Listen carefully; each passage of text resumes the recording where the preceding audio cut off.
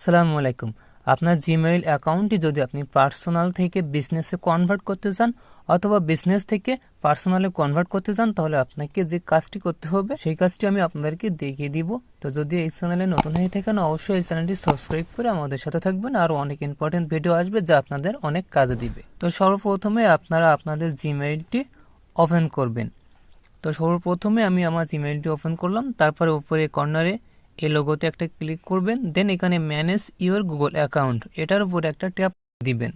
তারপরে এখানে স্ক্রল করলে ডান সাইডে পেয়ে যাবেন পিপল অ্যান্ড শেয়ারিং, এটার উপরে একটা ট্যাপ করে দিবেন। তারপরে একেবারে শেষের দিকে চলে আসবেন। দেন একটু উপরে আসলে পেয়ে যাবেন বিজনেস পার্সোনালাইজেশন, এটার উপরে একটা ট্যাপ করে দিবেন।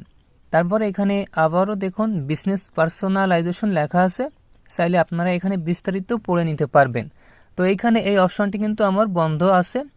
এখন এই অপশনটা যদি আমি অন করে দেই, তাহলে আমার অ্যাকাউন্টটা পার্সোনাল অ্যাকাউন্ট থেকে বিজনেসে কনভার্ট হয়ে যাবে।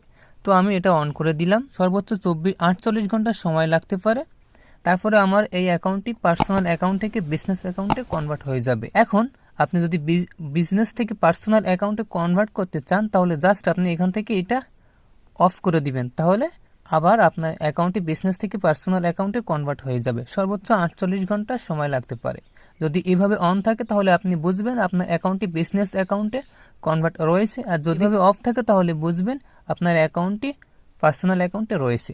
যদি ভিডিওটি ভালো লেগে থাকে অবশ্যই শেয়ার করবেন। আর অনেক ইম্পর্টেন্ট ভিডিও আসবে যা আপনাদের অনেক কাজ দিবে। দেখা হবে নতুন কোনো ভিডিওতে। ততক্ষণে সবাই ভালো থাকবেন। আল্লাহ হাফেজ।